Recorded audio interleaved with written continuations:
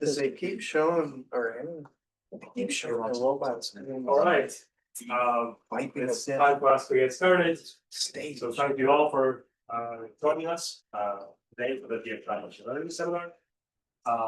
It's my pleasure to introduce Kshitiz. He's a new faculty in the Department of Aerospace Engineering and Mechanics. His office is very close to this room. In case you want to talk to him now for the seminar. When we joined the Aerospace Department a couple months ago, this fall. His research focuses on the mechanics of soft materials with emphasis on constitutive modeling, data-driven methods, experimental solid mechanics, and injury biomechanics. His work has been supported by NSF, ONR, and NASA. He has received multiple honors and recognitions, including the Early Career Research Award from the World Council of Biomechanics, the Best Dissertation Award from Department of Mechanical and Aerospace Engineering at the University of Florida, and the Gator Engineering Attribute Award for Professional Excellence. I'm guessing this one from Florida as well. How come we don't have gophers? That's something we can talk to the president about this. Before joining UMN, he served as an assistant professor at Louisiana State University. Before that, postdoctoral fellow at the Hopkins Extreme Materials Institute at Johns Hopkins University. He earned his PhD and master's in mechanical engineering from the University of Florida. And today he will talk about his research on data-driven mechanics of soft materials. So please join me in welcoming our speaker today. All right, thanks, Yoyo, for the introduction. It's a pleasure to be here. As you mentioned, my name is Kshitiz Upadhyay, and I'm a new assistant professor in the Aerospace Engineering and Mechanics Department here at the U. My research focuses on the mechanics of soft materials, so materials like foams, tissues, hydrogels, elastomers, which show large and complex deformations. My laboratory is called a Soft Materials Mechanics Laboratory, and we focus on the mechanics of soft materials. But in today's lecture, I will focus on my research at the interface of machine learning and mechanics.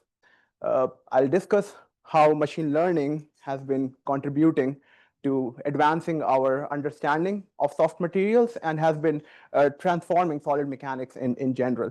Towards the end, I'll do a little bit of a look ahead and discuss some of the emerging applications in this area.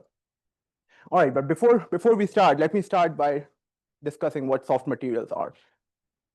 All right, soft materials like polymers, polymeric composite foams, and biological tissues are an exciting class of materials with applications across a wide range of areas, such as aerospace, defense, robotics, as well as in the biomedical engineering field.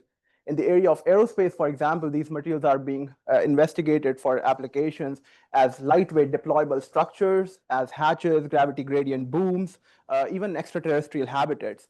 In the area of defense, foams are hot materials nowadays for their impact attenuation property, as well as lattice structures. Soft robots are being developed in the robotics area to mimic biological organisms and be compliant robots that can fit into tight spaces.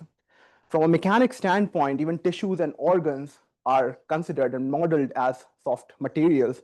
So even in the biomedical regime, the soft materials mechanics has an application. Now, understanding the mechanics of these materials is very important, not just for the evaluation, design, and analysis of soft materials for these applications, but also for the discovery of new soft materials with tunable properties. In the area of biomedical engineering, understanding soft materials is important because injury happens when tissues are deformed. So we want to understand how tissues deform, how tissues damage, because that is closely related to the injury mechanics. All right. Now, with all these applications, the mechanics of soft materials is not trivial. It's very complex because soft materials show large nonlinear deformation, and their mechanics is dependent on so many factors, including time. They depend on viscoelastic responses. Their mechanics depends on temperature. They show non-linear deformations. And when you look at a lot of living matter, they show features like growth, repair, and remodeling, because they're living soft materials. So with all this, motivated by all this complexity and opportunities in this space, with all these applications, my lab at the U, which is called Soft Materials Mechanics Lab, focuses on developing approaches, frameworks to better understand the mechanics of these materials. We primarily operate at the interface of analytical and data-driven mechanics, but have some presence in the experimental and computational domains as well. On the experimental side, we develop experiments focusing on the high strain rate response of materials. For example, this is a video of a Kolsky bar experiment showing rapid shear deformation of a soft material. On the theory side, we develop what's called constitutive models. These are equations that govern the mechanical behavior of soft materials. You can think of them like stress-strain responses. On the computation side, we then use our theoretical models to predict and analyze the mechanics of soft materials in practical applications. So such as this head injury simulation you can see, which is based on constitutive models of soft materials. Machine learning permeates all aspects of my research and allow us to accelerate our experiments. They allow us to make our theoretical models more flexible and automated, and allow us to make rapid computational simulation using surrogate modeling. Of course, none of this would be possible without my students and funding, for which I'm very grateful. In this talk, I'll discuss data-driven mechanics, which basically integrate experimental theory and computational domains with machine learning. Specifically, I'll talk about two specific examples from my research in two parts. The first part will discuss the interface between theory and machine learning. So how machine learning aids in developing modern constitutive models. And the second part of the talk will operate at the interface between computations and machine learning. So how machine learning is aiding development of surrogate models and also leading to better uncertainty quantification frameworks. All right, so let's start with the first part of this talk on data-driven constitutive modeling of soft materials. Now, I know this seminar includes some of my colleagues from departments other than mechanical, civil, and aerospace, where constitutive modeling is common parlance. So I want to take a moment to go through what constitutive models are. In general, mathematically speaking, the mechanical behavior of any material, not just soft material, is governed by several fundamental equations. They're called field equations, right? So in total, we have 5 field equations: conservation of mass, balance of linear momentum, and conservation of energy. All these equations govern the behavior of a body. And so if we want to simulate the response of a material, we have these equations at our use. Against these equations, we have some 16 unknowns, okay? So this system is inherently underdetermined. We don't know the evolving density, the stresses, specific internal energy, temperature, position, heat flux, entropy. All of these are unknown. And so in solid mechanics, we need these 11 extra equations to balance this set of equations. We need these 11 extra equations to completely describe the mechanics of a material. These extra equations are called constitutive models. In total, we have 6 equations for stresses, 1 for each component, 3 equations for heat flux, 1 for temperature, 1 for the specific internal energy. So this is what constitutive models are. In this talk, I'll focus on constitutive models of stress. Okay, so you can think of them as relationships between stress, strain, strain rate, all of these things. All right, so now that we know what constitutive models are, let's look at how constitutive models are proposed. Right, so the area of constitutive modeling is a very rich and old area within solid mechanics. It has history at least going back 350 years at least. The first stage of constitutive modeling I call the classical constitutive modeling stage, where the method of proposing a model was to observe material response and then propose a simple equation based on those observations. A classical example comes from the Hooke's law, which Robert Hooke proposed in the 1670s based on the experiments on metallic springs. Right? He found this relationship and wrote it as a Latin anagram to keep it a secret in his diary. And he later decoded his secret, which said ut tensio sequis, which means as the extension, so the force. Okay, so this was one of the earliest constitutive models based on the observation of the material response. Now, this method worked well for us for several centuries, but it got an uplift, paradigm shift in the 1950s when researchers like Clifford Truesdell from Johns Hopkins, Walter Knoll, and Bernard Coleman, over a series of publications, came up with a theory of constitutive modeling, the first theory of constitutive modeling. Their method was different. Their method was not to start from experiments. Their method was to start from a generalized functional constitutive equation, a generalized form that can govern the behavior of thousands of materials. So it's not a specific equation. Once you have a generalized equation, the second step was to then impose constraints on this equation to minimize the number of possible constitutive equations. And only in the end, they said, observe the material response and now propose a constrained, simplified constitutive equation.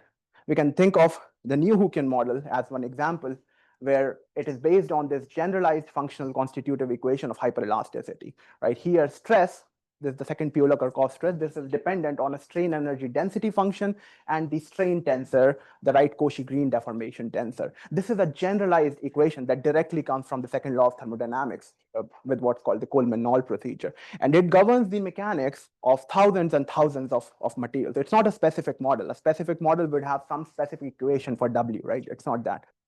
The second step from the generalized functional form would be to then apply some constraint. For example, if we assume, if we expect the material to be isotropic, that means the material properties are same in all directions, we can replace C with its scalar invariants, right? So simplifies the equation. And only in the last step, we would observe the material response and propose a constitutive model. And that's what Leslie Treloar did when he proposed the new Hookean model, where he assumed the mechanics only depends on the first invariant, not the second and third invariant. All right, so this theory of constitutive modeling has worked wonders for us for over 75 years so far. But with the growing popularity of machine learning in the 2000s, we see a wave of new constitutive models springing up in the literature. And those are the data-driven constitutive model, the first phase of data-driven constitutive model. And we see papers which propose simple black box machine learning models between stress and strain and go back to the old method of observing material response. Just this time, rather than humans proposing an equation, let machine learning do that. And so we see papers where there are simple stress-strain relationships fitted using machine learning model. A great thing about machine learning is that it's very good at fitting, but the bad thing is a plain black box machine learning doesn't understand physics, right? So soon we noticed that even though these models made really good fitting responses, but outside the training regime, they would predict bonkers response, right? So the latest paradigm of constitutive modeling is the development of physics-informed machine learning models or scientific machine learning models, which aim to integrate physics with data science to propose the new constitutive model that try to bring the best of both worlds. Okay, there are several ways to do it. Okay, I'm not saying this is the only way, but the method that we use in our lab goes back to the teachings of our forefathers, goes back to the Coleman-Knoll procedure, start from a generalized functional form, impose physics-based constraints, and only in the end, we use machine learning. So we use machine learning to replace what it does best, and we still do what we do best, which is imposing physics, right? All right, so now that we have seen, okay, go back. So this is the framework that I'll discuss in my part one of the work. Specifically, I'll give you an example from my own research on visco-hyperelastic constitutive modeling of soft material. Now, what is visco-hyperelasticity? So visco-hyperelasticity, specifically short-time visco-hyperelasticity, is the mechanical behavior of soft materials when they are undergoing rapid deformations and large deformations. So rapid and large deformations is visco-hyperelasticity. It's time-dependent behavior, so the mechanics depends heavily on the strain rate, the loading rate. Okay, this type of mechanics has many applications, as you can see in injury biomechanics. It's important to understand the impact attenuation performance, develop new impact attenuators for defense and aerospace applications. So this is the problem that I'm going to be looking at. All right, so if you remember, the first step was propose a generalized functional form, or start with a generalized functional form. The generalized functional form for viscohyperelasticity is given by this equation. It comes from the Coleman-Knoll procedure and has a thermodynamical background. Here, the stress is an additive decomposition between volumetric, hyperelastic, and viscous components. The volumetric component is dependent on a volumetric energy density function. The hyperelastic component is dependent on a strain energy density function. And the viscous component is dependent on a dissipation potential. The first two components capture the quasi-static or very slow response of materials, and the third component captured the dynamic high strain rate behavior of the material. Now, this is the generalized functional form, as I said. It's not a specific model. Specific model would be fixed equations for these potentials. And there are many available in the literature. For example, these are three examples of potential that are available in the literature. They're analytical models. They're fixed forms. Okay, and a lot of these forms have been used in the literature to describe the mechanics of a wide range of materials, both biomedical tissues as well as synthetic polymers. Okay. Now, in the context of data-driven mechanics, I want to stay away from analytical equations, right? Because I want to learn the constitutive model directly from the data. So I will stay away from these fixed mathematical forms, but I will use this generalized functional equation and integrate ML to it. All right, so now that we have seen this generalized functional form, the second step was to look at physics-based constraints, right? Now, because this form comes from thermodynamics, some constraints are automatically there. Okay, so for example, objectivity. Objectivity means the constitutive response shouldn't depend on the chosen frame of reference. Objectivity is already there because both of these tensors, S and C, they're objective tensors. Balance of angular momentum. We want this to be there, and it's there in this constitutive model because S is necessarily a symmetric tensor. Okay, so these constraints are automatically there just by the form. Isotropy is not there. Isotropy would be an assumption. Okay, isotropy would be an assumption, and I don't have to make this assumption, but for this presentation, I'll show an isotropic constitutive model. But if I assume isotropy, I'll replace these tensors C and C dot, which is strain and strain rate, with certain scalar invariants. So these are all the invariants of tensors C and C dot, which are strain and strain rate. All right, so now these three constraints are automatically there. I don't have to do anything to add those. Some other constraints are not there, but I want to add them, right? What are those constraints? They are the normalization condition. That means at zero strain, there should be zero stress, right? And there should be a reference state of the material where it's unstressed. And for that, I want to add this constraint where at zero strain, stress is R0. Another constraint is that of dissipation. Although the quasi-static portion causes no dissipation, the viscous portion can cause dissipation, can cause entropy generation. So I want to make sure that the dissipation, which is the entropy generated, is non-negative, right? Because if it is negative, then that means something is wrong. All right, so first three constraints are there. Last two I want to add. So now that we have seen what physics-based constraints are automatically there, what we want to add, let me do one more mathematical operation to this generalized functional form, okay? The last mathematical operation would be to actually solve these partial differential equations. You can do this with chain rule, right? This is dependent on one parameter, so it's trivial, but here it's dependent on a lot of parameters. I can use chain rule and expand this partial derivative. When I do that, I'll call what's called the Rivlin-Eriksson representation. And you'd be happy to hear that Gerald Eriksson was a professor in the AEM department. It's a representation named after him, a tensor basis representation. In this representation, we find out that this is identical. This is an alternative representation where each of the stress components can be written as an additive decomposition of the product of two quantities. The response functions, these are called response functions, and integrity basis. Integrity bases are dependent on deformation, right? So they're kinematics based. Response functions are usually functions of invariant. So all the models that we know and love, analytical models, they have some fixed equation for response function. Take an example of the Mooney-Rivlin model. Mooney-Rivlin model has this equation for response function. I'm not interested in the real equation, but all I'm saying is that the equation is fixed. It's a fixed equation. At this point, I'll use machine learning. At this point, I will use machine learning to not use these fixed equations, but rather learn these relationship between invariants and the response function directly from the data. Okay. So at this point, I'll call machine learning, okay, after we have done all the heavy lifting. Wow. All right. All right. So to summarize, this is what our generalized function form is. Okay, these three equations in terms of response functions and integrity basis. I want to learn what response functions are, and these are the constraints that are not there. I want to add those constraints. Okay, and that I can do by choosing an appropriate machine learning model.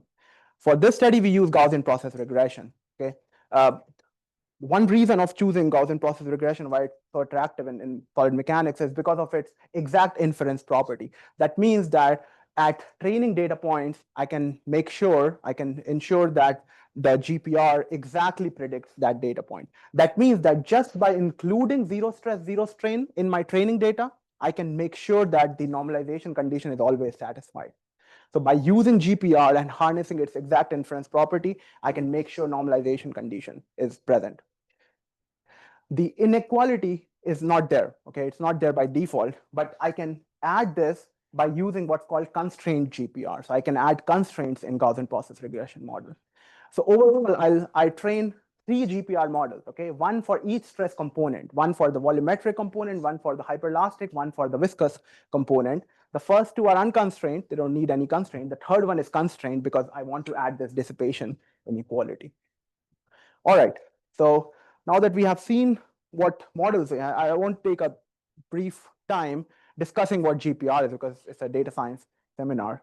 All right, so Gaussian process regression, it's a non-parametric regression method that uses what's called Gaussian processes to fit the data. Gaussian processes are you can think of it as a distribution over function. It's an infinite dimensional generalization of multivariate normal distribution. It is fully defined by two variables, two things, mean and covariance kernel. Okay, so these two things define a Gaussian process regression. Usually we consider a zero mean GP and we use some covariance kernel. In this study, we use what's called the Mattern kernel. This kernel has some parameters. They are called hyperparameters. So these parameters fully define a Gaussian process regression model.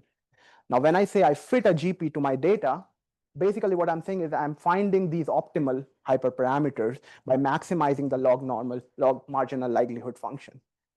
So when I optimize this function, I get the best parameters and that fits the data. Okay. This is standard GPR, no constraint.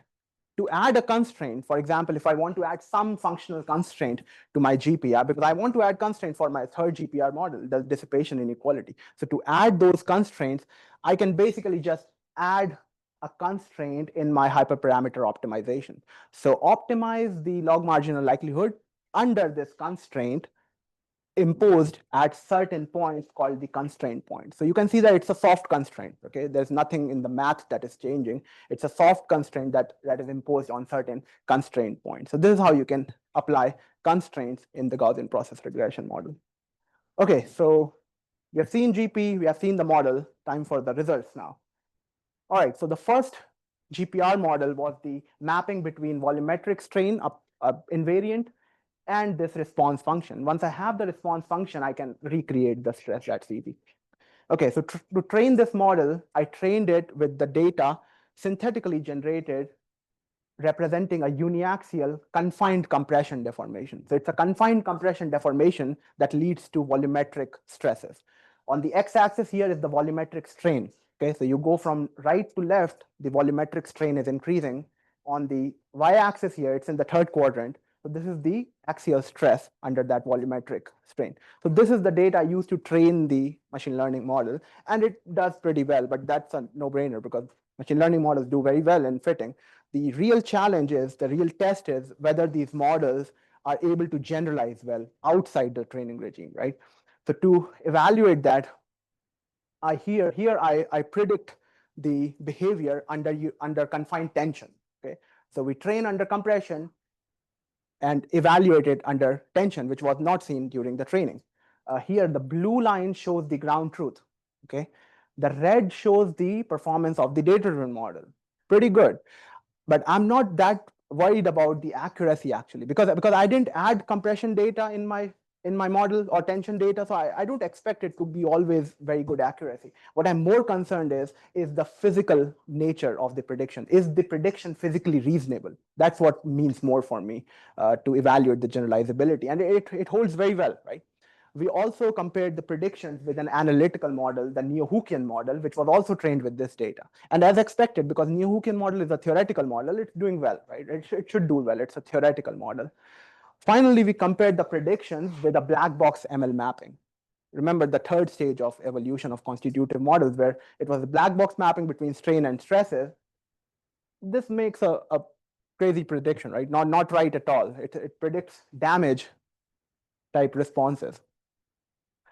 So this shows that the constitutive model, the data-driven constitutive model that we have proposed, behaves like an analytical model. It behaves like a theoretical model in that it understands physics. At the same time, it adds the qualities of a machine learning model in that it is automated. So you can see that we get physically meaningful out of sample predictions from this data-driven model, which is a great quality. It behaves like an analytical model in that case. But at the same time, the model is directly derived from stress-strain data, which is a big plus, because in soft materials literature, if you see, you always have to have an expert intervention. Whenever a student calculates or measures the data, stress-strain data, they have to make a decision. Should I use Neo-Hookean model? Should I use Ogden model? Should I use Gent model? What model should I use? There's always an expert model selection needed, but machine learning circumvents this. There is no expert intervention needed. The model is learned directly from data. All right, finally, because this is a flexible machine learning model, it's applicable to any type of nonlinearity. It's a one-size-fits-all approach, unlike the traditional theoretical models. And we trained this model using just 26 data points. So it's a very data efficient model as well. It's compatible with small data. So I have a question about, you talk about the constraints, the functional form constraints. In your previous slide, you said that these constraints can be thought of as like soft constraints. So but your evaluation, it seems like you emphasize a lot of feasibility of the prediction. That means you should these constraints are harder than soft, right? So the soft constraint I mentioned was for the viscous overstress part. Only the viscous overstress part, where dissipation is a question, there I have the soft constraint. Okay. But in this part, there are no added inequality constraint. It's behaving well because it is based on the theory of constitutive modeling, because of the. So are you talking about the equality constraints? I remember you have several equality constraints. Yeah, so this has the equality constraint. How do you ensure these equality constraints hold? So in GPR, there is a parameter called the nugget parameter, the alpha parameter. It's basically the uncertainty at any training data point, and that can be tweaked.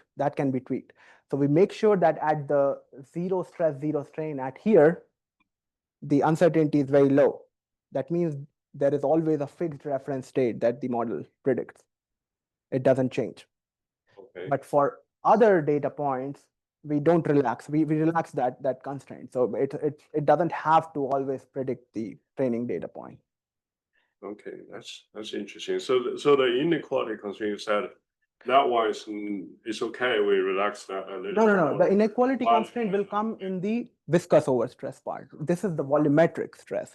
Here there is no dissipation issue, because this is it by design. It holds the inequality. It doesn't cause any dissipation. Dissipation is caused by viscous stress. That will be the third part. I'll show you two slides after this. Okay. Yeah. Okay, good. Yeah, maybe I just follow up the question.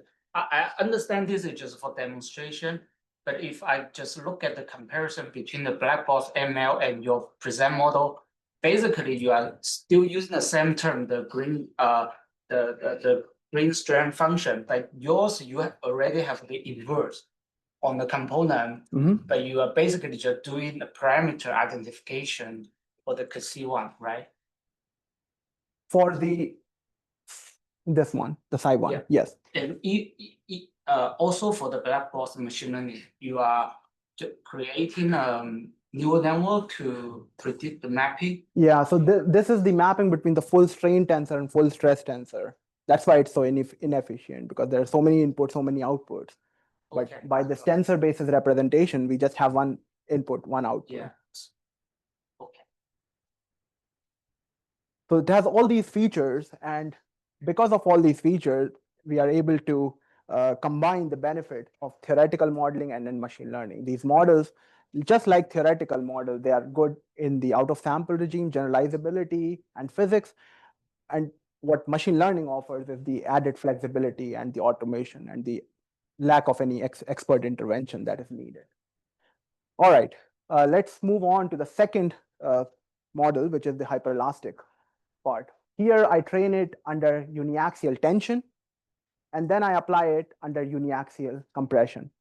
Again, this is the blue is the ground truth, red is the surrogate model, green is an analytical model, Yo model. It's a theoretical model available in the literature. And you can see that both the Yo model and the data-driven model make physically reasonable responses. What I mean by reasonable responses is that it doesn't break any of our expectations from the soft materials behavior. It shows compression tension asymmetry, which means the response under compression should be much stiffer than tension. And all of that it preserves, just like a theoretical model.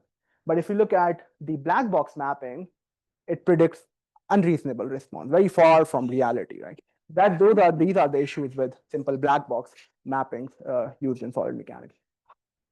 We also evaluated the model under shear, which is completely different, right? Not used at all in training.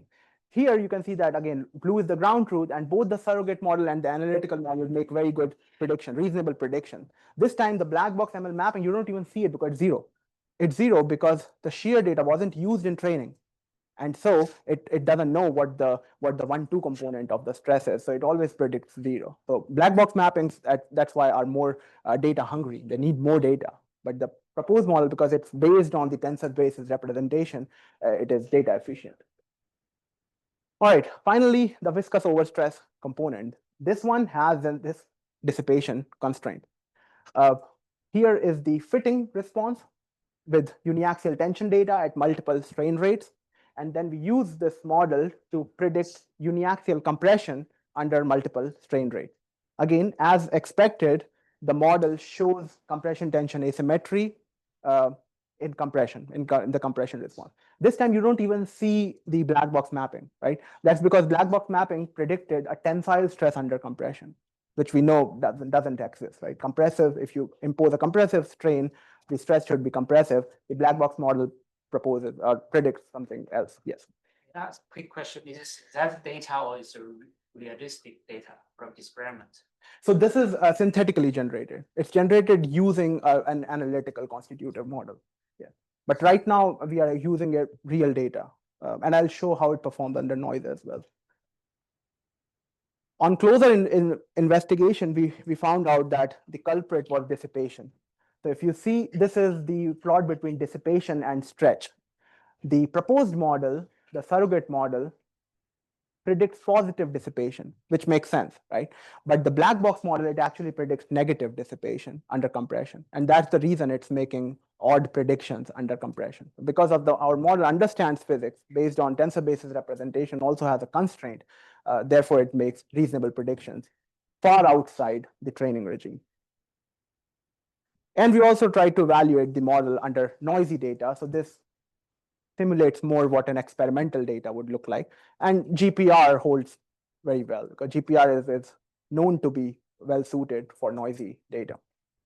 All right, so far we have seen how machine learning allows us to develop more flexible, automated, and efficient constitutive models. And this is a big contribution to solid mechanics, right? The next part of the talk, I'll discuss a different area from constitutive modeling, which is actually the next step of constitutive modeling, which is computational modeling. Once we have constitutive models, which are equations, we plug them in our computational models and predict the responses of soft structures under real life conditions. So I'll show you how data science enables uncertainty quantification in computational head models. Okay, and the specific problem I'll discuss is traumatic brain injury. Traumatic brain injury, it's a debilitating condition that actually leads to 200,000 hospitalizations and 70,000 deaths in the US alone each year. Okay, so it's a condition that happens when brain is either impacted, sloshed, or undergoing a blast wave. All of these things cause the brain inside the skull to rapidly slosh or deform, and that leads to neurological symptoms or neuropathologies, which are collectively called traumatic brain injury. In the field of traumatic brain injury, computational simulations are very invaluable. That's because these are the only tools that give us a window into what's happening inside the skull, right? You can't see what's inside the skull otherwise, but computational model helps us predict what's happening inside the skull when it is being loaded, and we can predict the strains in the brain and relate it to injury metrics using these computational simulations. So this is the work that I did as a postdoc at Johns Hopkins, where we developed these computational head injury models. We developed them using personalized data on real humans. So what we would do is we recruited 5 human subjects. Let's say this one subject that I'll show you data of, they would go to an MRI scanner. We would take the MRI scans that gives the head geometry, right? It's a 3D image, gives the head geometry. We would do what's called the magnetic resonance elastography scans, which is a method that probes the mechanical behavior of the tissue, full field behavior. Using this, we get viscohyperelastic model parameters of the brain tissue, full field at each point on the brain. Now, these can either be analytical model parameters or they can also be data-driven model parameters. But at that time, I used an analytical model. With these 2 inputs, the computational head model is complete, and now we can use it to simulate the response of brain to any loading condition. So here is a strain field, a video of a strain field of rapid rotation of the head. It's a motion like saying no, like moving your head from here to here. That's how it is. So rapid head rotation, and this is showing axonal strain fields. So these are strain fields projected in the direction of axons. So these show how much the axons in the brain are stretched or compressed during loading, which is related to injury. Now, how do we validate these models, right? So for that, we took the same human subject and did what's called neck rotation experiments on those human subjects. Okay, nobody was hurt. I have to say this. But in this neck rotation experiment, the human subject would be placed in this device, which would rotate their head in the similar manner as the simulations. And we would use a technique called tagged MRI to measure the strain fields inside their head.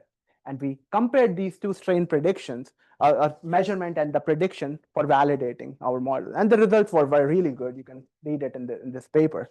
So we want our models to be good. We want our models to be accurate. But what we also want our models to be is reliable, right? Computational models should be reliable, and uncertainty quantification is a big part of it. We want to know what uncertainty is, especially in these models, because all the inputs of the head models, geometry, material parameters, loading condition, all of these can have significant variability, which trickles down as uncertainty in the output, which is the strain fields, and also in the injury metrics, which can be derived from these strain fields. So in my research, I developed a data-driven approach for uncertainty quantification of head injury models. Now, the approach is general, and that can be used for any head model, but for this presentation, I'll demonstrate it with a 2D model, a 2D subject-specific model, which is basically one slice of the 3D model. It has these 4 parenchymal regions of the brain: corona radiata, deep gray matter, cortical gray matter, and corpus callosum. So four regions of the brain. And I'll assume that geometry and loading conditions are deterministic. We know them. And the only stochastic input is the material parameters. As I said, I used an analytical model. This model, you don't have to know the analytical model for this presentation, but you just need to know that there are 4 model parameters that we have for each region of the brain. So in total, there are 16 parameters, right? There are 16 parameters that are input to this model, and those 16 parameters can show variability. And because of that, there will be uncertainty in the strain field and the injury metrics that I want to quantify. Now, before I talk about my method, let me tell you why traditional UQ cannot be used for this problem. Okay. So traditionally, UQ is done in 3 steps. The first step is modeling the system. I already showed you what that is. Our input is 16 dimensional. There are 16 input parameters. Output is 2,700 dimensional. It is 1 dimension for each data point, right? Each data point can show different strain value. So it's a very high dimensional problem. The next step in traditional UQ is to create generalizations or realizations of the system. Realizations means copies of the model, different copies of the model, where each copy has different sets of input parameters, right? So this is what realizations mean. And this is usually done by sampling from a probability distribution. Once we have the system realizations, the third step is to then do forward uncertainty quantification by running all those simulations, right? If you generate 1,000 copies, run 1,000 simulations, and at some point, the error, the Monte Carlo error will converge, and you will get the uncertainty estimates. Now, this traditional way cannot be used for not just head models, but for most high fidelity complex computational models, which are coming up in every field, not just in mechanics, but in climate science, and all those different areas as well. It can't be used for one reason here, that the probability distribution of the input is unknown, right? That's the first thing. We don't know the probability distribution of the material parameter. We don't know how those 16 parameters vary with respect to each other. So the input probability distribution is unknown. Another problem is that usually Monte Carlo simulations, they take thousands of simulations to run, right? And one head model simulation, one 2D head model simulation used to take at least 6 hours on a supercomputer, on a HPC, right? So this is very, very highly costly simulation. So we can't do 10,000 simulations of this model. 3D model actually used to run for 9 days on supercomputer, the HPC. So you can't run 10,000. I'll be old by that time.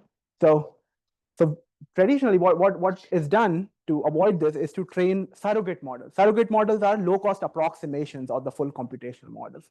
But surrogate modeling is also a problem here because the input and output dimensions are very high. And so we suffer from what's called the curse of dimensionality. Right? The input and output are very high dimensional. And so surrogate modeling itself becomes very challenging.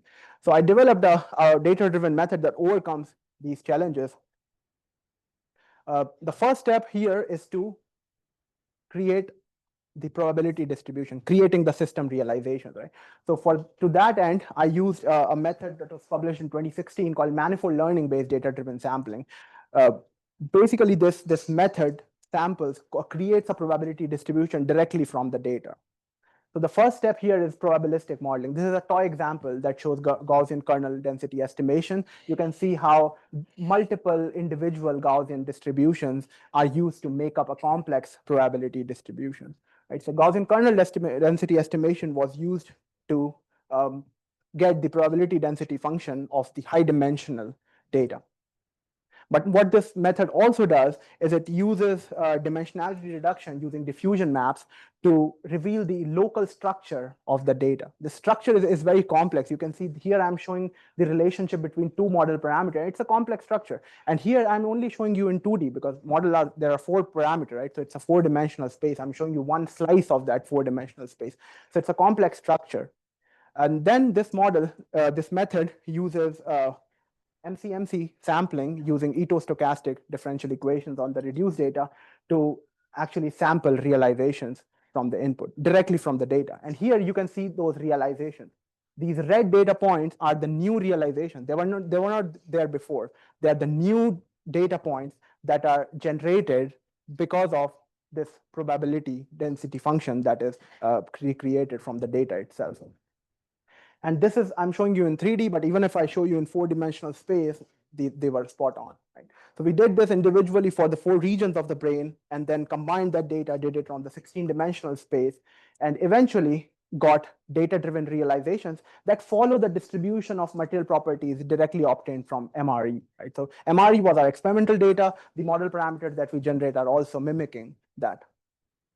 After this process, we got 300 realizations. Okay, so imagine 300 head models with different material properties that you get from this method. The next stage was to run those 300 simulations. Now, I can afford to run 300 simulations. Right? 300 simulations was okay in HPC, no notices. But once we ran those 300 simulations, we had to train a surrogate model. Right? So to train a surrogate model, we used a 2-step procedure because the input and output are very high dimensional. So we use manifold learning. We use manifold learning to project our strain fields on a low dimensional space. It's called the Grassmann manifold. And on the Grassmann manifold, we would use diffusion maps. So this was a 2-stage manifold learning approach, which first used Grassmannian projection with the thin singular value decomposition. And the second step was to do diffusion maps. Eventually, this step reduce the dimensionality of the full field strain to a reduced output, and reduce the dimensionality from 2700 down to 5. So imagine 2700 numbers are now compressed to 5 numbers by this two-stage dimensionality reduction method. Once we have the reduced dimensional data, we use supervised ML. So we use specifically Gaussian process regression, GPR, to develop a mapping between input and the reduced output, right? So it's a trainable model because it's now the dimensionalities are reduced. And finally, we also need a model as a decoder to get this full field strain back, right? Because if you know, diffusion maps are not invertible. So we trained another model, a geometric harmonics model, between reduced output and the full field strain to reveal the full data once we have the reduced data. Together, these two ML regression models make up our data-driven surrogate, which is a low-cost approximation of the full computational model. So rather than running a full computational model, all we need to do is use this GPR, train GPR, predict the reduced output, use this GH to get the full strain field. Okay, let's see how this model performs. Whether is it able to recreate the strain field efficiently? Let's see that. So this left-hand side, you see prediction by the full computational model, okay, 6 hours. Right-hand side, you see the predictions of a surrogate model, 10 milliseconds. We did cross-validation, leave out cross-validation, and found out that the average accuracy was 93%. Very accurate surrogate model, okay? In terms of time, we got 1,000,000 times reduction in the cost, okay? So these surrogate models, because now we have these models which can be run in milliseconds time, we can run them thousands of times and do uncertainty quantification, right? So surrogate model gave us a really accurate and low cost approximation of the full computation models.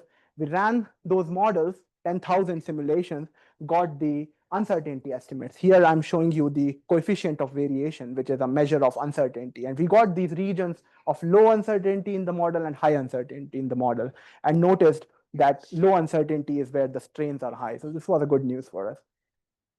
We also analyzed uncertainty in pth percentile strain. So for example, this 50th percentile value, this is the strain value that is greater than 50% of all the data points in the brain model, okay? So when we did that because two common injury metrics that are used in the literature are 50th and 95th percentile strain values. So we say, okay, this is the 50th percentile value. If it's higher, then the injury susceptibility is more. We notice that the 95th percentile strain value has a lower uncertainty, which is a good information for people who are relating strain fields to injury.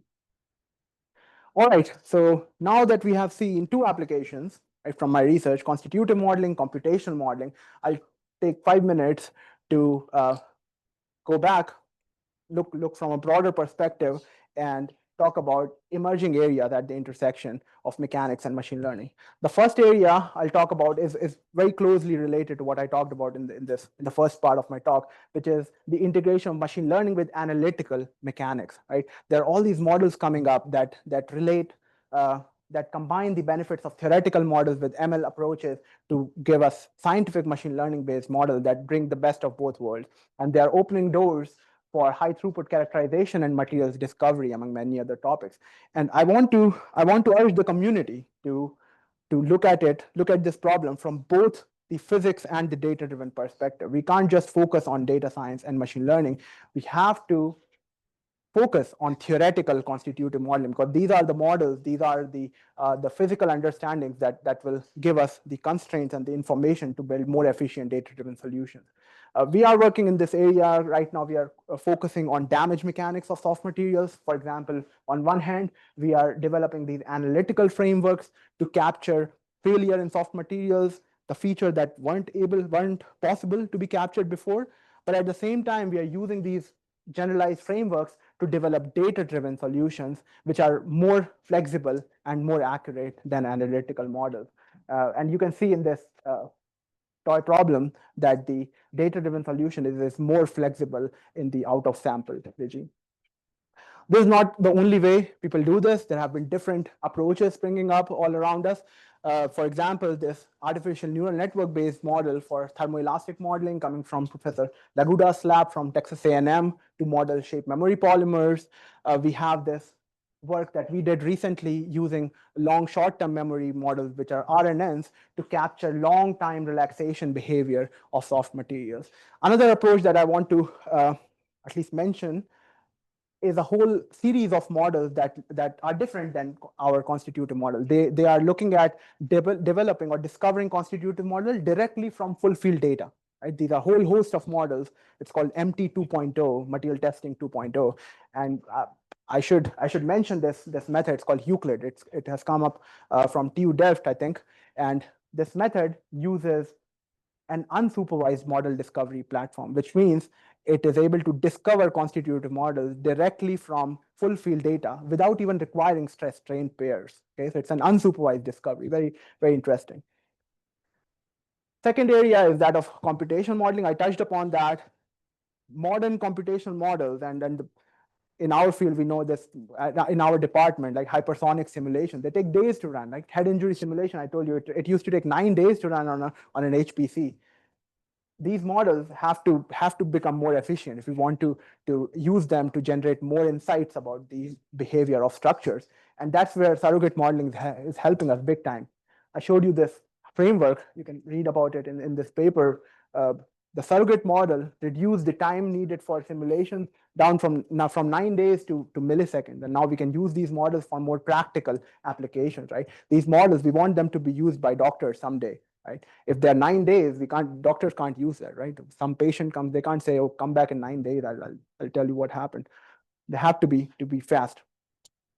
Again, this is not the only application area. There are a lot of applications coming all around us, especially in both fluid dynamics and solid mechanics areas. For example, this sparse regression based identification of nonlinear dynamical systems, SINDI, which is used for fluid dynamic simulations.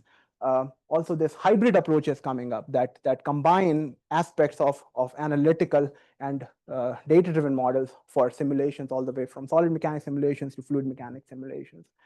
In the area of solid mechanics, PIN is making waves. Right? PIN is physics-informed neural networks, which is a method not just to learn the PDEs directly from the data, but also for more efficient simulations. Here is a new paper that shows the use of PINs, or physics-informed neural networks, for fracture simulation. And this presentation would be empty if it'd be incomplete if I don't talk about a model-free approach. This is another exciting approach, came up from Dr. Michael Otis's lab from Caltech. It doesn't use any model, no model needed. It basically uses k nearest neighbors to find the nearest solution from the experimental data for the simulation, right? So no model needed, or model-free approach. So all of these exciting approaches are coming up in the literature. The last area is accelerated characterization and discovery, which is very closely tied to constitutive and computational modeling, right? Eventually, we want to develop better materials. And there are several enablers of that. First enabler is the constitutive and computational modeling. We get more efficient models, we get better materials. But another enabler is adaptive experimental design. We use it in our lab because traditionally how we used to develop our models is we used to synthesize material, test material, develop a model. Now this method not always works for model materials, because it is possible that the input geometric space is huge, right? Think of it like 3D printed materials or architected materials, meta materials. They can be made in millions of different ways. So the input space is huge. Mechanical response can also be very complex. The mechanical response can depend on strain rate, temperature. There can be damage, all of those things. More the inputs, more the number of tests that are required traditionally, right? So soon enough, we see that, oh, we need 1 million experiments to properly characterize this material. We can't do 1 million experiments. And so adaptive experimental design uses Bayesian active learning to make our experimental design much more efficient. Here, the idea is basically to train a simple mapping between input and output, a statistical mapping. GPR is a common choice, and using some information-based criteria like acquisition function to tell what should be next input to explore. Right? This type of iterative method develops models much more efficiently than traditional full factorial experimental design. Right? It can reduce the experimental burden by orders of magnitude, leading to accelerated characterization and materials discovery. This active learning approach has been used now in the literature to discover new metamaterials. right? This is a paper that shows a GAN, generative adversarial network-based discovery of metamaterials, because this method can parse through millions of designs, right? There have been this series of work from Professor Wei Chen's group at Northwestern, who are using machine learning approaches here, a integrated neural network GPR framework for topology optimization. And the final application I want to touch upon is not in the continuum scale. So all that I talked about in this lecture was continuum, right? Material at the macro scale. But there have been a lot of discovery happening at the micro, nano, atomic scales. For example, this whole series of works which uses materials informatics to parse through millions and millions of possible orientations, possible combinations of different atoms, finding stable ones using data science approaches. Right? So this is also a very, very exciting area. All right, so I'll just summarize. So in 3 parts, I discussed my research as well as some emerging areas. I hope I was able to convince you of the rapidly evolving area and also the fundamental advances that machine learning and data science are making in the area of mechanics of materials at every stage, right from synthesis to constitutive modeling, to computational modeling, to application uncertainty, as well as for the actual deployment of materials. So it's a very exciting field, and I'm happy to be working in this area. All right, so finally, I will acknowledge my students, collaborators, and funding agencies. Nothing happens without the funds. And I hope you learned something about the applications of data science into mechanics, work at the interface of data and mechanics, and I would love to continue this discussion with you guys and potentially make some new collaboration. Thank you.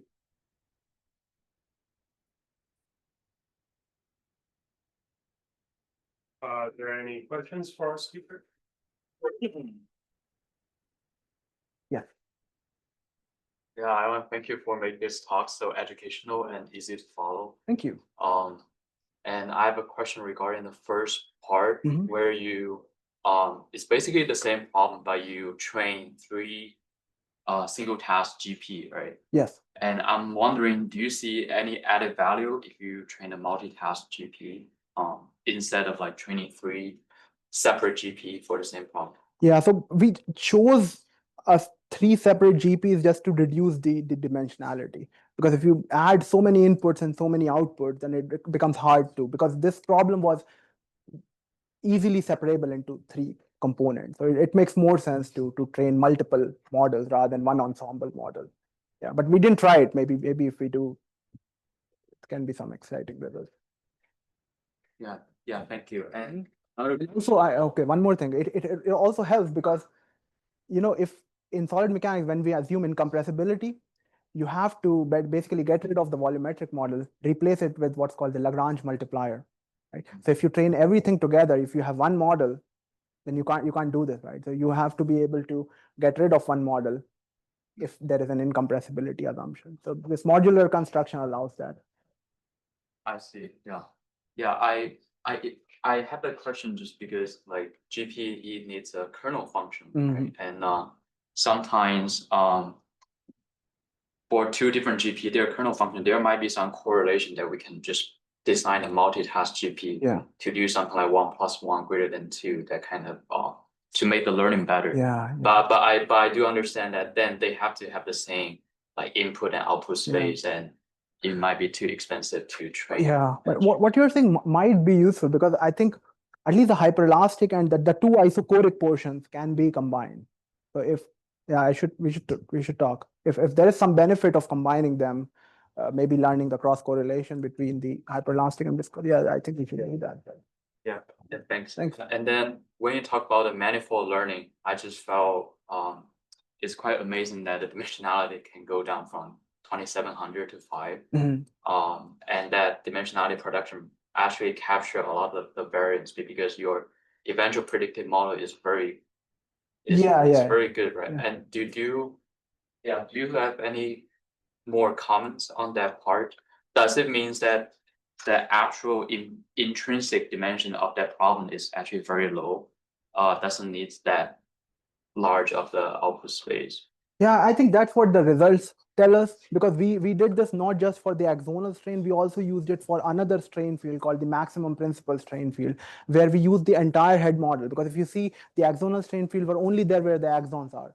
So there were like 2,700 dimensions, but for the maximum principal strain field, there were 7,000 dimensions. So even in that case, the actual inherent dimensionality was less than 10. So yeah, it is very exciting. Yeah. Thank you. Yes. For these, like brain injury, simulations, would you have to recreate the actual, like, let's say somebody gets hit by the side, you know, you have to kind of, for the simulation, recreate the exact kind of motion. Because like you said, if the doctor's waiting for a result. Yeah. So the input would be, you know, the angle of motion or the impact and all that. You'd have to input all that. Yeah. This reminds me of a very exciting work happening at the Southwest Research Institute. They're actually building an LLM model for that. The patient will ask a series of questions. Where were you hit? And all those questions, and the output would be a kinematics for the computational model. So a lot of research is happening in this area, because yeah, you're very right that in the actual translation, we have to nail down the actual kinematics of the head. That's also where the uncertainty quantification will help, because there will be a lot of uncertainty in what the person remembers. Yeah, that's a good point. Yeah. Any other questions? Yeah. Do you see any other areas, specifically in like healthcare that something like this could be applied to? Computational modeling is a big part of the healthcare industry. I'll tell you about a program that is funded by the Navy. I'm actually part of a program funded by the Navy. It's called the Panther program. It's focused on head, but the same organization, the Warfighter Protection Program, that also funds another program. It's called iPredict. They are trying to make full body models. So models of the liver, models of all those organs that can suffer physical trauma. Wow. So in all those regions, this will apply.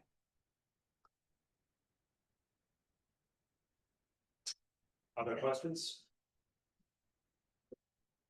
Any questions from our friends on Zoom? There was an audio issue in the chat. I hope that issue went away.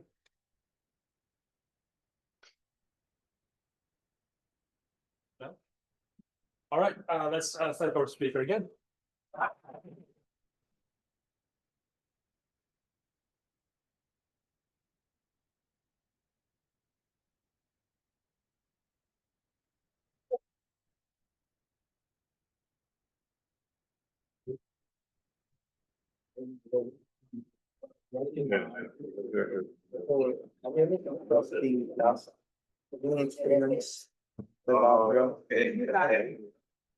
No, I was not listening to.